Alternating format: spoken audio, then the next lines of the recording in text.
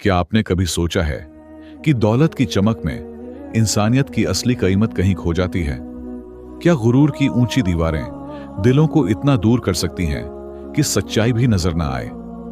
आज मैं आपको एक ऐसी ही दिलचस्प और असरदार कहानी सुनाने जा रहा हूं, जहां दौलत के नशे में चूर एक घमंडी शहजादी और अपनी मेहनत पर यकीन रखने वाला एक खुददार मजदूर मिलते हैं।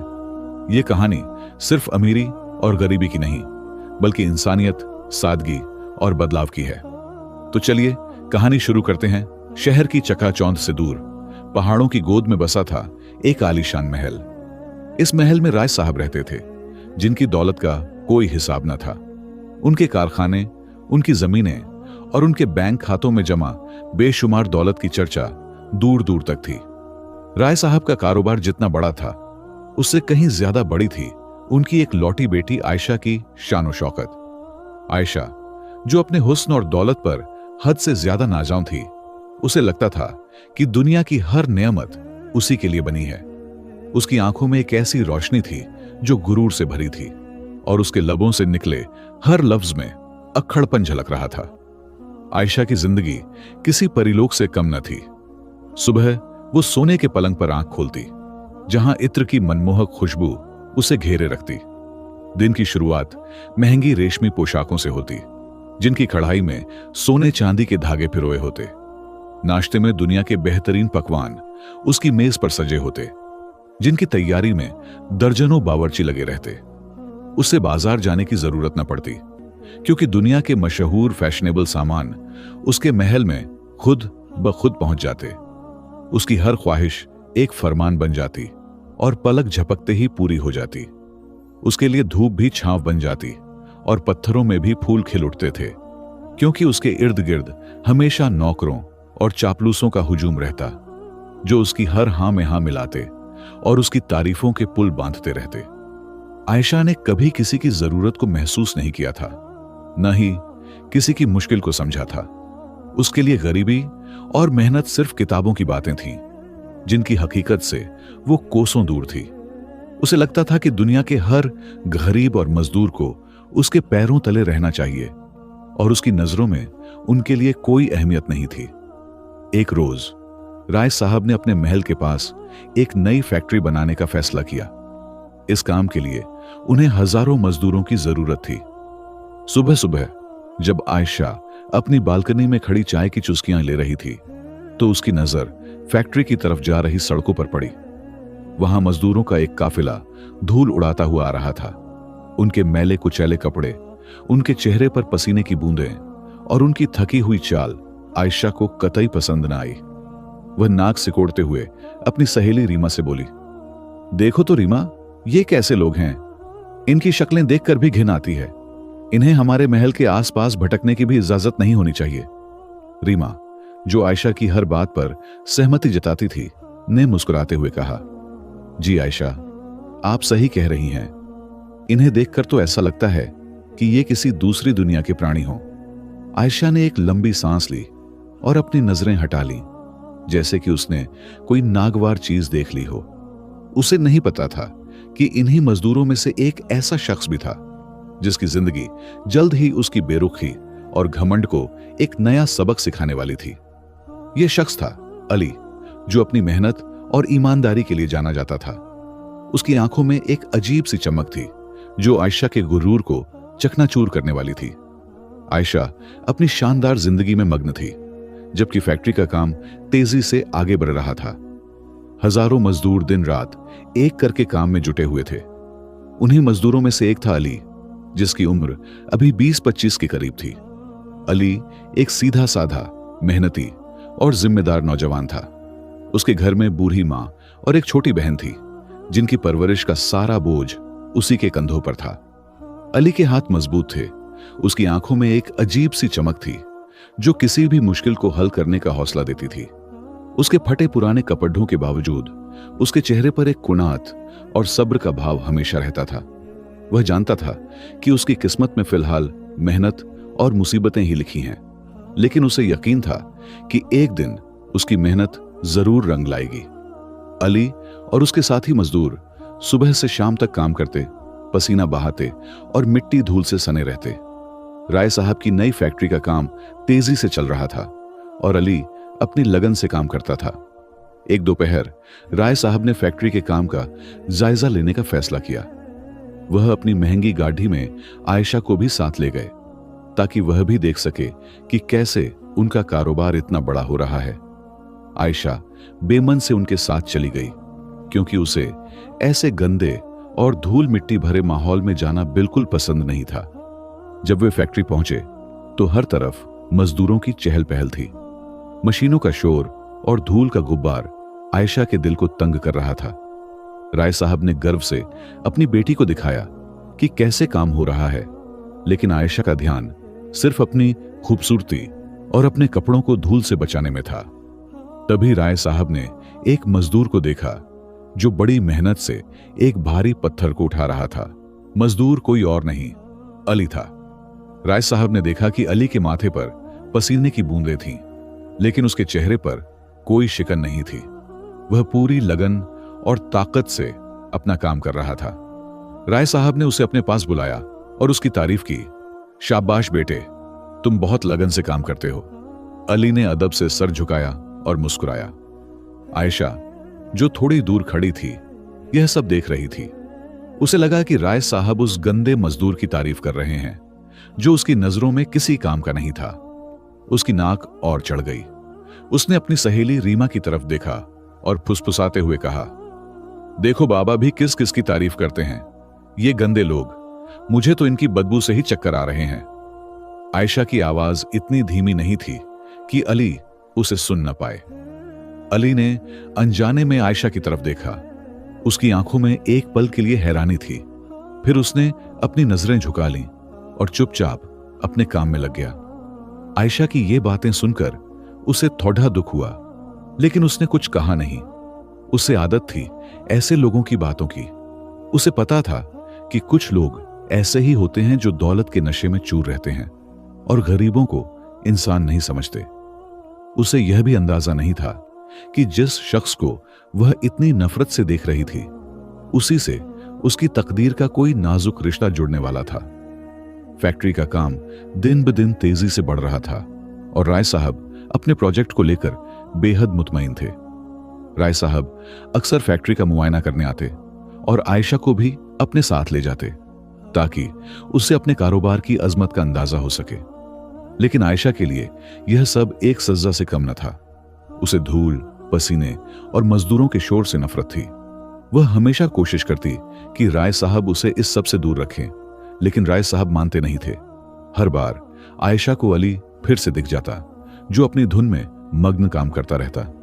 उसकी बेरुखी और अली की बेबाकी के बीच एक अजीब सी खामोश जंग चल रही थी, जिसे सिर्फ उनकी आंखें पहचान सकती थीं।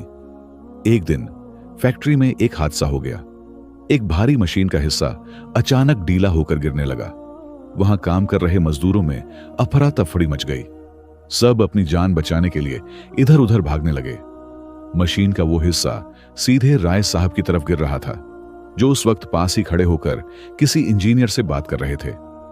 राय साहब ने जब ऊपर देखा तो उनके होश उड़ गए। उन्हें लगा कि अब उनकी जान नहीं बचेगी। आयशा, जो कुछ ही फासले पर खड़ी थी, यह सब देखकर चीख पड़ी। उसकी आंखों के सामने उसके पिता की जान जाने का डर मंजर था। इससे पहले कि कोई कुछ समझ पाता, अली ने बिजली की सी तेजी से झपटकर राय साहब को एक तरफ धकेला। मशीन का वो भारी हिस्सा धड़ाम से जमीन पर गिरा, ठीक उसी जगह जहां चंद लम्हे पहले राय साहब खड़े थे। धूल का एक गुबार उठा और चारों तरफ सन्नाटा छा गया। राय साहब जमीन पर गिरे हुए थे, लेकिन उन्हें कोई चोट नहीं आई थी। अली भी उनके पास ही खड़ा था। उसके हाथों में थोड़ी खरोंच आई थी, लेकिन उसके चेहरे पर संतोष का भाव था। उसने अपनी जान की परवाह किए बिना राय साहब की जान बचाई थी। राय साहब ने धीरे धीरे आंखें खोली और अली को देखा।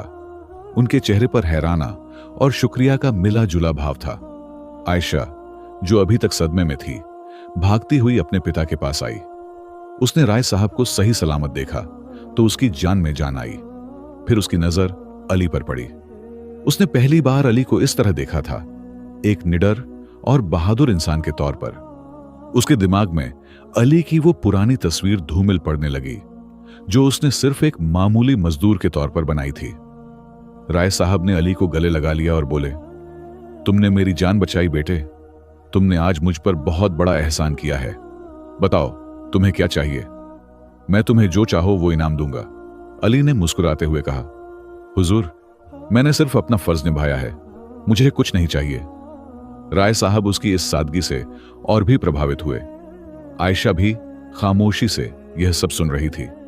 उसने पहली बार किसी गरीब और मेहनती इंसान को अपने लिए इतना बड़ा खतरा उठाते देखा था। उसके दिल में एक अजीब सी कश्मकश पैदा हुई। क्या वाकई यह वही मजदूर था जिसे वह इतना हकीर समझती थी? यह घटना आयशा के घमंडी दिल पर एक नाजुक दस्तक थी।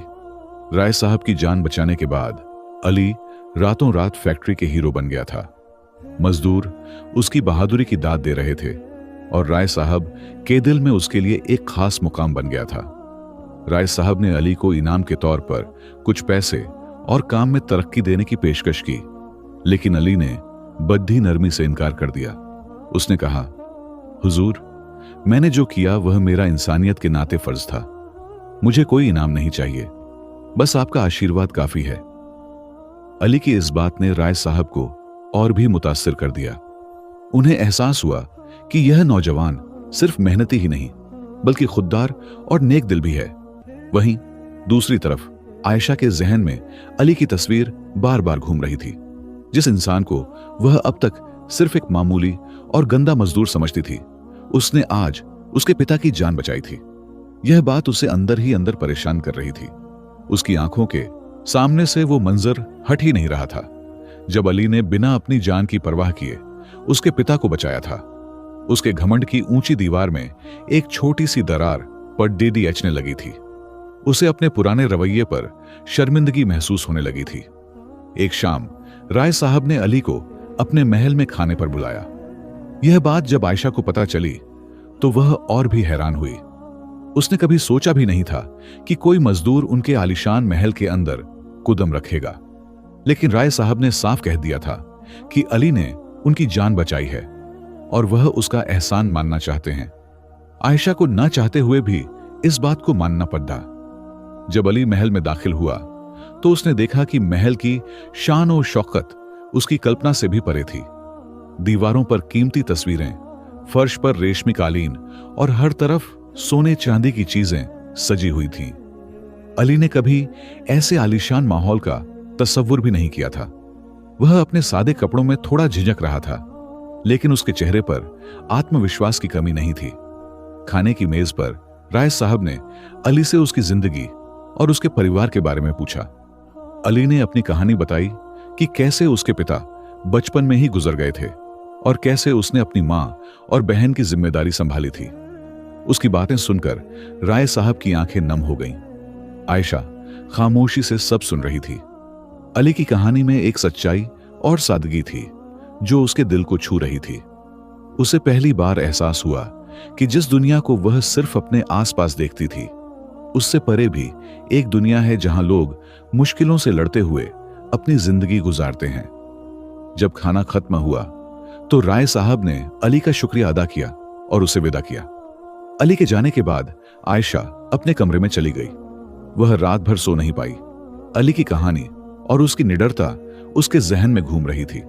उसने पहली बार अपनी अमीरी और घमंड को कम महसूस किया। उसे लगा कि उसकी सारी दौलत भी अली की उस हिम्मत और नेकी के आगे कुछ नहीं थी। उसके अंदर एक अजीब सी बेचैनी पैदा हो गई थी। उसके घमंड का किला अब पूरी तरह से हिलने लगा था। क्या आयशा का दिल पूरी तरह बदल जाएगा या अभी भी उसके अंदर घमंड की थोड़ी सी चिंगारी बाकी है? अली के महल में आने और उसकी कहानी सुनने के बाद आयशा की रातों की नींद उड़ चुकी थी। जिस घमंड और अकड़ में वह जीती थी, वह अब धीरे धीरे कमजोर पड़ रहा था। उसे पहली बार एहसास हुआ कि दौलत ही सब कुछ नहीं होती। अली की सादगी, उसकी मेहनत और सबसे बढ़कर उसकी निस्वार्थता ने आयशा के दिल पर गहरा असर डाला था। अब उसे अपने महंगे कपड़े, अपने आलीशान महल और अपनी शान और शौकत सब कुछ बेमानी लगने लगा था। अगले कुछ दिनों तक आयशा के व्यवहार में जबरदस्त बदलाव आया। वह पहले की तरह अपने कमरे में बंद नहीं रहती थी, न ही अपनी सहेलियों के साथ गॉसिप करती थी। अब वह चुपचाप बालकनी में घंटों बैठी रहती और फैक्ट्री की तरफ देखती रहती, जहां मजदूर काम करते थे। उसकी निगाहें अली को ढूंढती रहती थीं। जब अली उसे काम करते हुए दिखता तो उसके चेहरे पर एक अजीब सी शांति आ जाती।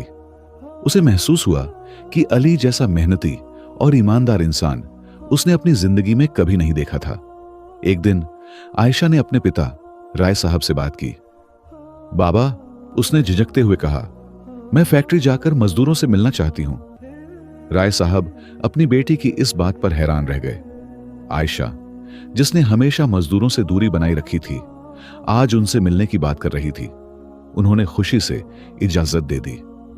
तुम्हारी जैसी नर्मदिल बेटी पाकर मैं बहुत खुश हूं आयशा, राय साहब ने मुस्कुराते हुए कहा। अगले दिन आयशा राय साहब के साथ फैक्ट्री पहुंची। इस बार वह पहले से ज्यादा सादे कपड़े पहने हुए थी। जब वह फैक्ट्री के अंदर गई तो उसने मजदूरों की तरफ देखा।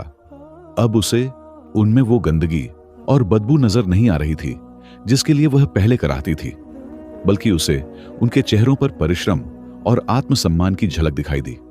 उसने देखा कि कैसे वे सब मिलकर एक टीम की तरह काम कर रहे थे, अपनी जिम्मेदारियों को बखूबी निभा रहे थे। राय साहब ने आयशा को बताया कि कैसे हर मजदूर अपनी मेहनत से इस फैक्ट्री को बना रहा है। आयशा ध्यान से सुन रही थी। तभी उसकी नजर अली पर पड़ी, जो हमेशा की तरह पूरी लगन से काम कर रहा था। उसकी आंखों में एक अजीब सी शांति थी। अली ने जब आयशा को देखा तो उसके चेहरे पर थोड़ी सी हैरानी आई, लेकिन उसने अपनी नजरें झुका लीं और अपने काम में लग गया। आयशा के दिल में एक अजीब सी बेचैनी और खुशी का मिला जुला एहसास हो रहा था।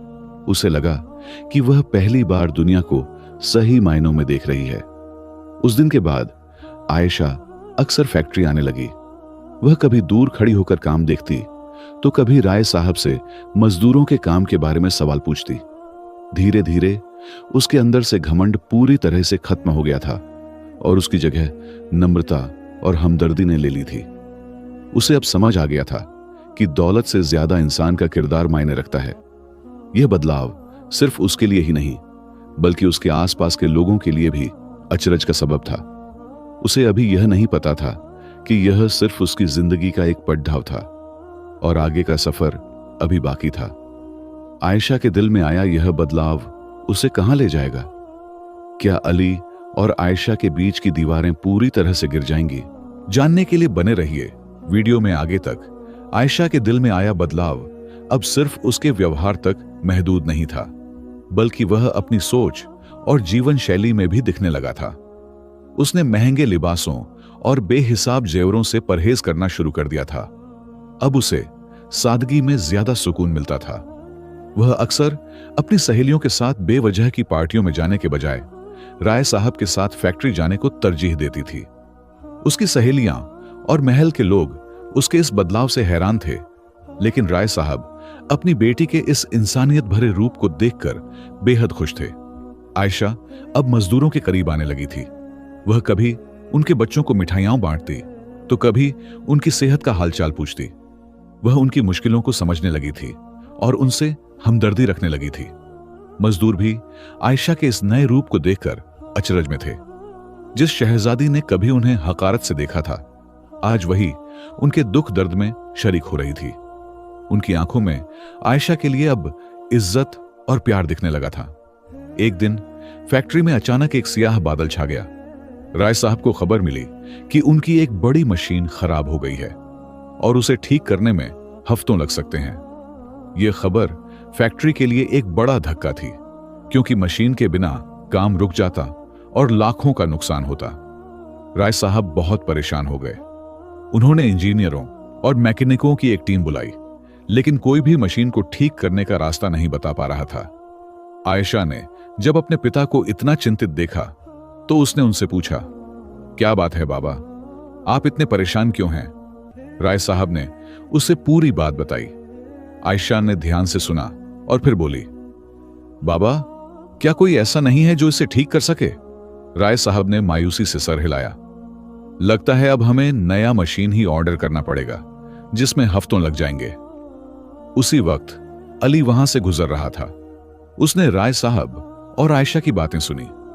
अली को मशीनों की अच्छी जानकारी थी, क्योंकि उसने बचपन से ही छोटे मोटे कल पुर्जों से खेला था और खुद ही बहुत कुछ सीखा था। उसने हिचकिचाते हुए राय साहब से कहा, हुजूर, अगर आप इजाजत दें तो मैं एक बार मशीन देखना चाहूंगा।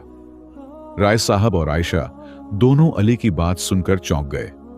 एक मजदूर मशीन ठीक करने की बात कर रहा था, जिसे बड़े बड़े इंजीनियर ठीक नहीं कर पा रहे थे। राय साहब ने थोड़ा सोचकर कहा, ठीक है अली, तुम देख लो, लेकिन अगर कुछ गड्ढबड हुई तो? अली ने मुस्कुराते हुए कहा, फिक्र ना करें हुजूर, मैं पूरी कोशिश करूंगा। आयशा की आंखें अली की तरफ देख रही थीं।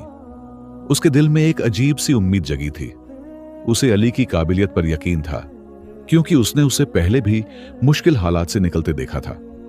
अली मशीन के पास गया और ध्यान से उसका मुआयना करने लगा। उसने एक एक पुर्जे को देखा, कुछ औजार लिए और काम में जुट गया।